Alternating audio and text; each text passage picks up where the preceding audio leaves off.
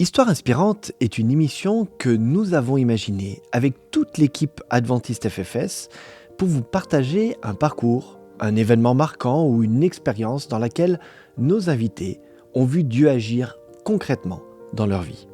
Notre invitée de ce jour est Françoise. Très tôt, elle découvre les vérités bibliques. Ses enseignements la rassurent, la réconfortent dès son plus jeune âge. Des années plus tard, elle se rendra compte à quel point ces enseignements vont l'aider dans son parcours de vie. Encore aujourd'hui, la Bible a une place importante, fondamentale, dans sa foi, mais aussi dans sa manière d'aborder la vie. Françoise nous partage son témoignage, son histoire inspirante.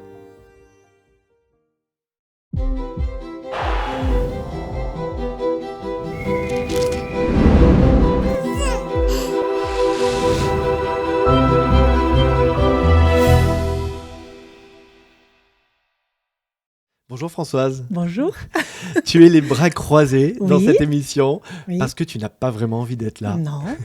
Alors tu as quand même accepté de Oui. venir parler de Oui. ce parcours, Oui. un petit parcours de vie. Oui. Petit, non pas dans la durée, mais à un moment donné, en tout cas, un épisode particulier de ta vie qui Oui. t'a marqué, qui pour toi a été un élément important. Alors, je te remercie vraiment, sincèrement, d'être là avec nous et de partager ce témoignage. Ce thème que tu as choisi, alors je ne l'ai jamais dit à nos invités, mais ce sont nos invités qui choisissent de parler de ce qu'ils ont envie. Et toi, tu as souhaité nous parler en fait d'un sujet qui est grave, on en rigole, mais c'est le sujet de la mort. Très tôt, tu as été confronté à cette question de la mort et tout a commencé à l'âge de 7 ans. Voilà. Alors, je ne suis pas confrontée à la mort à l'âge de 7 ans, je suis confrontée à l'angoisse. Mais pas l'angoisse de la mort. C'est pas ça qui m'angoisse. C'est l'angoisse du néant. Le néant, c'est une angoisse terrible pour moi qui me... Je vis et le fait de penser que je peux ne plus jamais exister, c'est insupportable. Donc, il faut que quelque chose se passe et j'ai la chance d'avoir une mère qui est croyante. Mais non seulement elle est croyante, mais elle est pratiquante. Donc, ça fait que toutes les semaines, avec ses enfants, elle nous amène sur les bancs de l'église. Et là, sur les bancs de l'église, j'apprends plein de choses. Et notamment que le néant n'existe pas. Enfin, j'ai décidé qu'il n'existait pas au travers des textes bibliques. Alors, est-ce que tu peux nous dire un petit peu, toi, tu as une idée avec le recul maintenant d'où est venue cette angoisse ? Non, pas du tout. Aucune idée d'où est venue cette angoisse ? Non, mais je la ressens très très fort. Et comment tu la ressentais, cette angoisse ? Comment ça se matérialisait, entre guillemets, tu vois ? Est-ce que tu faisais des cauchemars la nuit ? Tu dormais pas ou Non, quand même pas, parce que je ne suis pas une grande angoissée, moi, dans ma vie.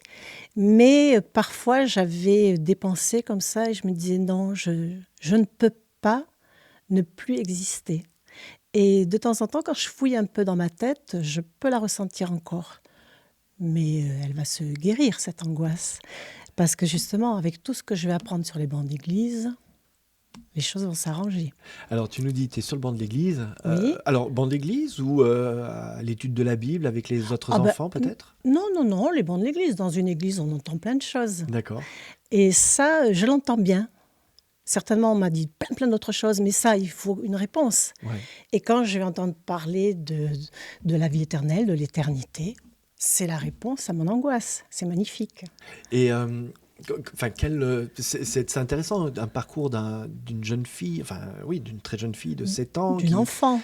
Oui, voilà, c'est vraiment une enfant. Oui. Alors, tu es là sur les bancs de l'église, tu entends les pasteurs, les anciens, peut-être parler de cela. Et toi, tu captes tout simplement ces messages d'espérance. Je sais pas, c'est comme ça que ça se passe, en fait. Des messages qui m'intéressent, qui vont me faire du bien, à ce moment-là. Et comment ces messages y restent à ce moment-là? Bon, tu les entends, ça t'apaise immédiatement, j'ai envie de dire. Ah oui, bien sûr, parce que j'y crois. Ouais. Ça me fait du bien, j'y crois, ok, c'est bon. Le néant, pour moi, n'existe pas. Donc j'imagine que tu grandis dans l'église. Alors, je voulais juste te dire quand même que j'entends d'autres choses. Alors, je ne suis pas sûre de les avoir entendus à 7 ans. Peut-être c'est avec le temps que je vais les entendre. J'entends aussi que le purgatoire n'existe pas, que l'enfer n'existe pas. Et ça m'intéresse beaucoup. Parce que je trouvais cette idée terrible, cruelle, étrange. Enfin, ça ne va pas avec la personnalité de Dieu, qui est un Dieu d'amour, qui n'a aucune intention de faire du mal à ses créatures, pas du tout. Alors ça aussi, ça c'est bien, ça me plaît beaucoup. Alors j'imagine que tu suis des publics à un moment donné dans ton parcours Oui, bien sûr. et qui viennent conforter peut-être ce que tu avais déjà entendu dans Euh, l'église sur ce sujet. Je crois que l'angoisse, elle se calme vite parce que je saisis tout ça très vite et peut-être que je passe à autre chose. C'est la vie juste qui va me ramener un petit peu, un tout petit pas en arrière, mais voilà. Alors justement, il y a cet épisode particulier. Alors entre-temps, les années passent. Oui, les années passent. Tu te maries. Oui. Les premiers enfants Oui, aussi. 2 enfants. Deux À enfants. ce moment-là, à j'ai ce 2 moment-là. enfants, voilà. Et puis tu es sur Valence à l'époque. Oui, je suis sur Valence. Et tu reçois un coup de téléphone. Je reçois un coup de téléphone de ma mère. Je pourrais dire de mon père et de ma mère, mais bon, souvent ce sont les mamans qui font les liens. Alors elle m'appelle et elle me dit il est arrivé quelque chose d'étrange, enfin voilà, ton frère qui était dans l'avion, qui le ramenait du Cameroun en France, c'est bien cet avion n'est plus sur les radars, puisque tous les avions sont suivis par les tours de contrôle. Bien sûr, on s'occupe de tous ces avions. Et là, l'avion disparaît. Elle me dit ça et elle me dit bon écoute, on va pas dramatiser, on va voir, je te rappellerai pour te dire la suite. Alors moi je suis étonnée, mais comme je suis une optimiste, je me dis oui bon, ça va s'arranger. On va. Alors je précise quand même que j'ai 4 frères, 3 sœurs, et parmi ces 4 frères, il y en a un qui est un peu plus aventurier que nous tous. Alors il est mécanicien dans l'aviation. Et il a été embauché par une compagnie qui fait de la recherche pétrolière et il s'occupe d'un avion, c'est un DC-3. Je précise que c'est un DC-3 parce que ce n'est pas un tout petit avion de tourisme, c'est quand même un avion conséquent. Ouais. Je précise ça pourquoi ? Parce que quand cet avion va disparaître, eh bien il n'y aura rien du tout. On ne retrouvera absolument rien. Or, parfois, on retrouve des débris dans la mer, sur la terre, enfin là, mais absolument rien. À ce moment-là, toi, tu as quel âge quand ta mère t'appelle pour J'ai t'annoncer 24 cette ans. nouvelle ? Et tu raccroches, tu disais, t'es sereine, pas angoissée, enfin, on verra bien, on va voir ce qui se passe. C'est-à-dire que, bon, quand on a une annonce comme ça, en tout cas moi, j'ai pas cru que c'était dramatique. Ça pouvait pas être dramatique, c'est pas possible. Alors après, j'apprendrai que quand on annonce quelque chose de tragique comme ça, parce que je vais comprendre que c'est tragique. Quand on annonce quelque chose de tragique comme ça, c'est le début du processus du deuil. Alors d'abord, il y a la sidération, peut-être, et puis il y a le déni. Et nous, toute la famille, on va rester dans le déni quelque part pendant des années. Pourquoi ? Parce que quand on annonce quelque chose comme ça, on sait que il est mort, il est vivant, il est où, il est quelque part, voilà. Et ce déni, il va se nourrir parce qu'il n'y a pas de corps, il n'y a pas de cercueil, il n'y a pas de cérémonie, il n'y a pas de commémoration, il n'y a pas de retrouvailles familiales, il n'y a pas d'accompagnement amical, il y a rien, rien du tout. Et comme, quelque part, c'est pas voulu, mais les choses, elles se passent comme ça, comme toute la famille est dans le déni, ça devient un sujet tabou un peu pour la famille. Et j'essaie de comprendre, dans les jours qui suivent, finalement, il n'y a pas de confirmation. Enfin, il y a une confirmation que l'avion a disparu, mais il n'y a pas plus d'informations que ça. Alors, ce qui va se passer, c'est que bien sûr, les familles de ceux qui étaient dans l'avion vont se dire, mais ça, on ne peut pas rester comme ça. Un avion qui disparaît, ça ne disparaît pas comme ça. Il y a aussi le patron, bien sûr, de cette société qui veut retrouver son avion, qui veut retrouver ses employés. Il se dit, mais bon, on va chercher. Alors, on écrit, on téléphone, on se bouge.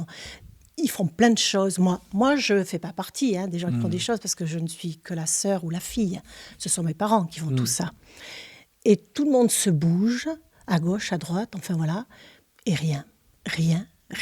Et ça restera rien. Tout le reste, jusqu'à aujourd'hui, c'est rien.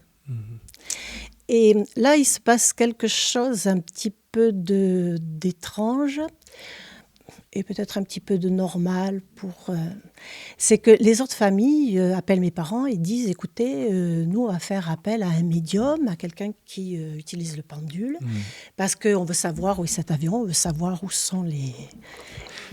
Ils veulent des réponses, tout simplement, comme tu disais. Il n'y a pas de Voilà. réponse, donc il faut qu'on trouve des réponses. Voilà. Et ta mère va réagir d'une manière très particulière à ce moment-là. Alors, mon père, qui est agnostique, lui, il ne sait pas trop. Il le ferait volontiers.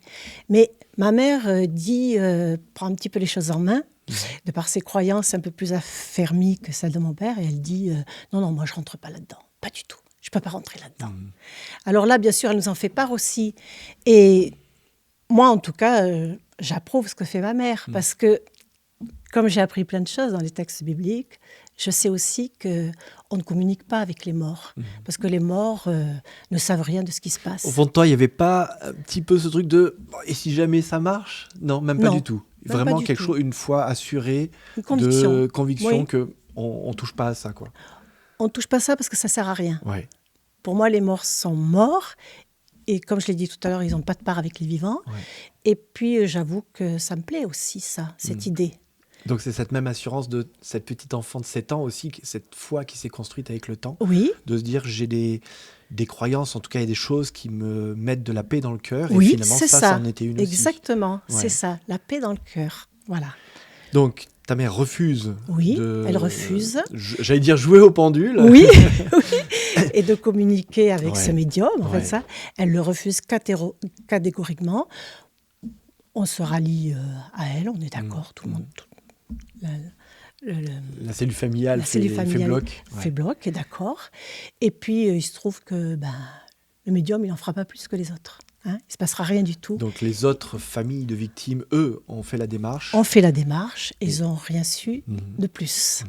Donc voilà, ça en est resté là. Et à ce moment-là, comment vous avez réagi justement avec cette non-information supplémentaire quelque part? Est-ce que ça a enclenché quelque chose? Justement, tu as évoqué le processus de deuil. Vous étiez toujours dans ce déni total. J'ai l'impression que tu évoquais aussi à un moment donné, en fait, c'est devenu un tabou, on n'en parle même plus, quoi, quelque part. Non, on n'en parle pas, on y pense tout le temps, parce qu'on y pense encore.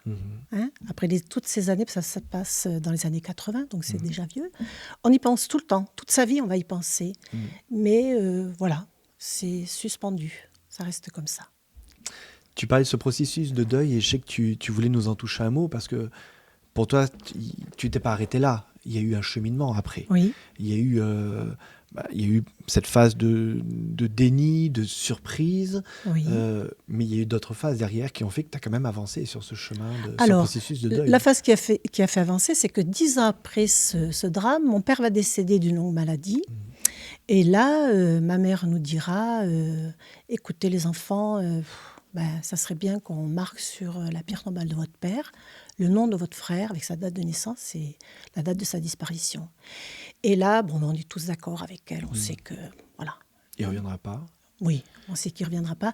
Alors, dans le déni, dans les disparitions comme ça, il y a quelque chose qui est très étrange. C'est que pendant, en tout cas en ce qui me concerne moi, il faudrait que j'interroge mes frères et sœurs, mais en ce qui me concerne moi, c'est que parfois, je pouvais le voir. Je pouvais le voir dans une voiture qui passait. Je pouvais rêver et me réveiller en me disant que mon rêve était la réalité. C'est-à-dire que mes rêves, c'était toujours qu'ils revenaient d'une façon ou d'une autre. Et je me réveillais, je me disais... que c'était vrai, mais il fallait que je me remette pour me dire non, ce n'est qu'un rêve, c'est pas vrai. Et ça, c'est très étrange parce que c'est pas mon style à moi de faire ça. Mais voilà, ça se fait comme ça. Je pense qu'on n'y peut rien. C'est un peu, le subconscient qui fait ça. Et quand ta mère décide de faire graver sur la tombe de ton papa ce prénom, ce nom, ces dates. Là, tu sens qu'il y a quelque chose qui se passe à ce moment-là, pour toi, pour vous, toute la famille? Ouais, je sens qu'on a compris que c'était bon, qu'il ne reviendrait pas, et puis qu'il fallait l'accepter. Alors, je ne pense pas qu'on passe par les 7 étapes du deuil. Non, de la même manière. On ne passe pas de la même manière. J'allais dire, c'est peut-être plus court, je ne sais pas. Il y a le déni, et tout à coup, des années après, oui, c'est vrai. Voilà, maintenant, c'est vrai. Et tu fais avec. Mais ça y est, j'ai déjà fait avec quelque part. Parce que tout le temps a permis je fasse avec. Ça, c'est un processus qui va se faire tout doucement. Mais peut-être que dans les autres deuils, c'est pareil, je ne sais pas trop. Je ne sais pas trop comment c'est. Et puis alors, il y a encore quelque chose dont je voulais parler. C'est que mon frère avait dit, parce qu'il va mourir, il a 29 ans, il est quand même jeune. Et il avait dit, mais là, il était, je ne sais pas, il devait avoir 20 ans, 22 ans. Il avait dit à ma mère, alors que ça avait été un garçon qui était comme moi sur les bancs d'église et qui croyait dur comme fer en Dieu. Enfin bon, c'était... Il dira à ma mère, à un moment donné, tu sais, finalement, j'ai réfléchi à tout ça, je ne crois plus. Je ne crois plus en Dieu. Et ma mère en avait parlé. Et moi, je l'avais capté, ça. Et ça m'avait bouleversée. Parce que je me disais, mince, s'il ne croit plus en Dieu, alors, quand je serai dans l'éternité, il ne sera pas. Et je n'avais pas envie qu'il y soit pas, je voulais qu'il y soit. Et donc, quand il va décéder, donc, j'ai du mal à dire décéder. Oui, parce que j'ai vu. Quand il va disparaître. Oui. Je me dis, mince, alors c'est la double peine. La double peine de la séparation et de la séparation définitive. C'est comme ça que ça marche. Et là, je me dis, peut-être qu'il est mort trop tôt ou trop tard. Quand je dis trop tôt, c'est parce qu'il y a un texte biblique dans la Bible qui dit « Enseigne tes enfants dans leur jeunesse et plus tard dans leur vieillesse, ils s'en souviendront. » Et quand ma mère dit « Ton frère n'est plus croyant », moi tout de suite je me dis « l'éternel optimiste, c'est pas grave. Il y reviendra quand il sera vieux, il n'y a pas de problème. Il faut juste attendre qu'il vieillisse. » Voilà, c'est ce que je me dis. Il ne va pas vieillir. Voilà. Et je dis trop tard, parce que s'il était décédé enfant, c'est affreux ce que je dis, mais on le comprend. Dans ma logique, d'accord. Oui. S'il était décédé enfant, c'est bon, c'est super. Il n'y a pas de retour dans le néant. Parce que cette histoire de néant, pour moi, je l'ai réglée. Mais je ne l'ai pas réglée pour tout le monde. Je veux dire que pour lui, je ne l'ai pas réglée quelque part. Puisque... Alors, c'est la question que j'allais te poser. Est-ce que cette histoire de ton enfance, de tes angoisses par rapport au néant, au vide, est-ce qu'à ce moment-là, elles rejaillissent ou au contraire, elles restent claires pour toi et que c'est quelque part ces éléments-là de foi, j'ose même dire de doctrine, qui au contraire t'ont aidé à passer ces phases de deuil? Voilà. Alors sur le coup, tout revient. Tout revient. Ouais. Je veux pas. Parce que je suis famille, je suis amie, et moi, je sais que si on parle de résurrection, je sais que dans la résurrection, on se revoit, on partage, on vit ensemble, on recommunique, on se raconte des choses. Et peut-être qu'il allait lui-même nous raconter ce qui s'était passé. Mais alors, il ne va pas le faire, il va encore rien se passer. C'est nul, quoi. C'est encore rien. Ouais. Alors, je veux pas ce rien. Mais je me dis, t'en fais pas. Faut que t'arrêtes. Faut que tu stoppes tout de suite ça. Parce que tu te fais du mal pour rien. D'abord parce que tu ne sais pas. Tu ne sais pas comment ça... Enfin, comment dire ? Je sais comment ça va se passer. Je connais l'histoire de la résurrection et tout ça. Mais tu ne sais pas comment pour lui les choses vont se dérouler. Ouais. Voilà. Et je me dis, allez, tu fais confiance à Dieu. Tu sais que c'est un Dieu bon, un Dieu d'amour, un Dieu qui ne piège personne. Un Dieu qui ne s'est pas dit, ça serait peut-être bien qu'il décède maintenant, puisque non, c'est pas comme ça que ça marche du tout. On voudrait nous le faire croire, parfois. Dans l'esprit des gens, c'est un petit peu bizarre, les gens sont un petit peu bizarres. Mais dans la réalité, c'est pas comme ça que ça se passe. Dieu, c'est un Dieu bon et il piège personne. Tu nous racontes cette histoire, ça fait plus de 40 ans qu'elle s'est déroulée. Plus de 40 ans. Et je le disais au début de cette émission, tu t'es venu à reculons un petit peu. Oui. Tu voulais pas, t'osais pas en parler.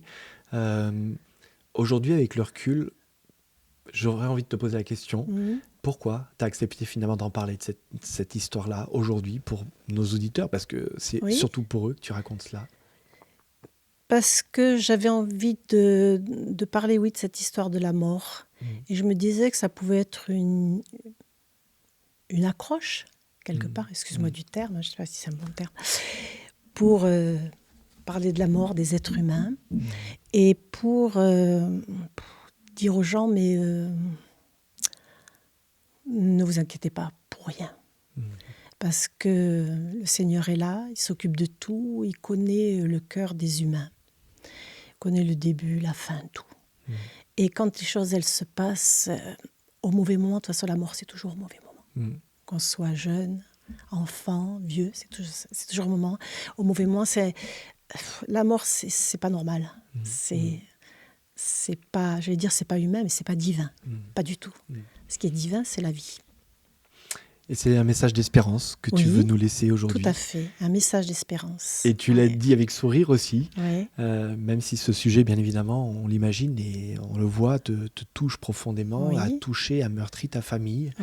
J'ai eu la joie de connaître aussi ta maman quelques années et c'est un épisode aussi de sa vie. De temps en temps, elle l'évoquait de manière très digne, mais on sentait la violence encore de tout cela. On peut l'imaginer et on peut imaginer nos auditeurs aussi qui ont vécu cette séparation tragique déjà avec un enfant, quel que soit son âge.